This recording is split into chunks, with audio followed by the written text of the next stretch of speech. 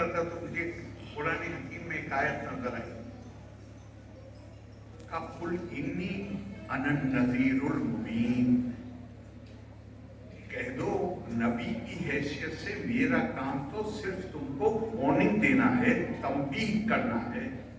काहे की कमा अंज़लना अलल मुख्तसिमीन, कि जो लोगों को बांटेंगे, मुख्तसिमीन, तकसीम, मुख्तसिमीन, तकसीम कहते हैं डिवीजन को, विभाजन को, और विभाजन करने वाले को अरबी में कहा मुख्तसिम, मुख्तसिमीन। कहा मैं तो केवल तुमको खुली वार्निंग देने के लिए आया हूं कि जिस तरह पहले बांटने वालों पर अजाब नाजिल हुआ है, आज भी बांटने वालों पर अजाब नाजिल होगा।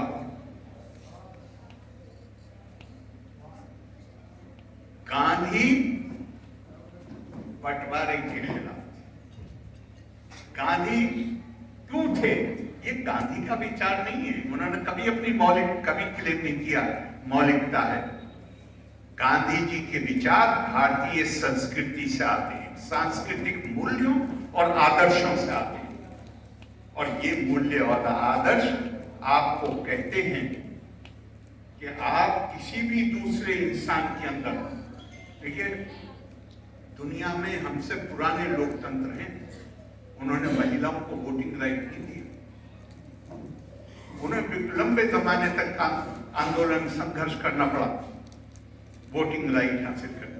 भारत जिस स्वतंत्र हुआ है, हमारा साक्षरता की दर केवल 17% थी, और महिलाओं की उससे भी कम थी, ये तो राष्ट्रीय एवरेज था। लेकिन भारत ने महिलाओं को यूनिवर्सल फ्रेंचाइज, महिलाओं को नहीं, सबका वोटिंग राइट स्वीकार। तो मैंने ये कई जगह बोला, क्या इसलिए कि हम ज्यादा डेमोक्रेटिक थे और दुनिया के दूसरे लोगों में कम? नहीं, ये कारण नहीं है।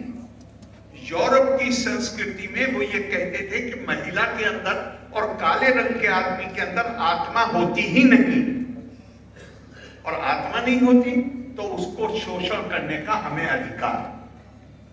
हमारी संस्कृति में कहा गया कि इस जन्म में तुम ये हो, आत्मा है तुम्हारे अंदर, अगले जन्म में तुम कुछ और भी हो सकते हो, और हद ये है पेड़ पौधा भी हो सकते हो, और हद ये है कि पत्थर भी हो सकते हो, इसलिए पत्थर में भी ठोकर मत मारना करो।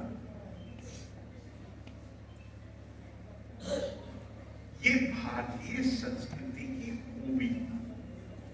अगर ये सबक, मैंने अभी आपको कहा था कि यूनाइटेड नेशंस का मानव प्रतिष्ठा उन्होंने माना, उन्होंने मानव प्रतिष्ठा को 1948 में माना। भारत ने मानव की दिव्यता है, हर किसी के अंदर क्षमता है कि वो अपनी दिव्यता को बाहर ला सके, ये हजारों साल पहले माना। और अगर हम उस परिप्रेक्ष्य में देखें तो महात्मा गांधी, अगर थोड़ा हमें अध्ययन करना पड़ेगा, महात्मा गांधी के शब्द उनके हैं,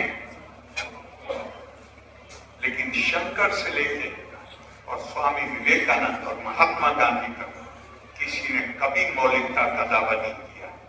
इन सब के विचार उपजते हैं भारत की सांस्कृतिक विरासत, और उस सांस्कृतिक विरासत का स्वामी विवेकानंद ने बहुत कम शब्दों में ऐसा खूबसूरत अभिव्यक्ति दी है।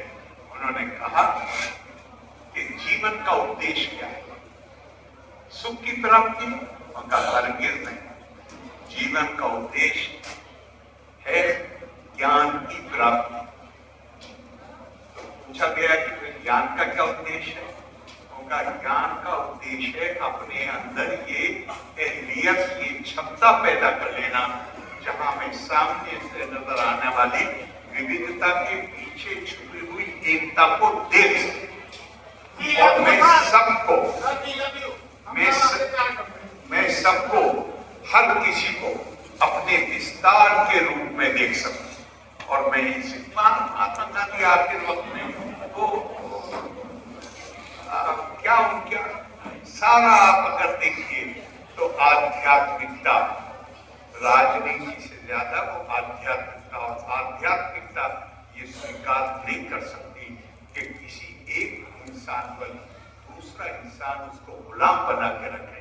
और महात्मा गांधी ने उसके लिए जो तरीका इस्तेमाल किया वो बिल्कुल, चूंकि उनके विचार ही वो पश्चिम की जो बहुत सारी थ्योरीज थी वो उससे प्रेरित नहीं थे, वो प्रेरित थे भारतीय संस्कृति से, वो प्रेरित थे हमारी विरासत से, वो प्रेरित से जो हमारे अपने आदर्श और मूल्य हैं उससे प्रेरित। तो मैं आखिर में आपसे एक ही बात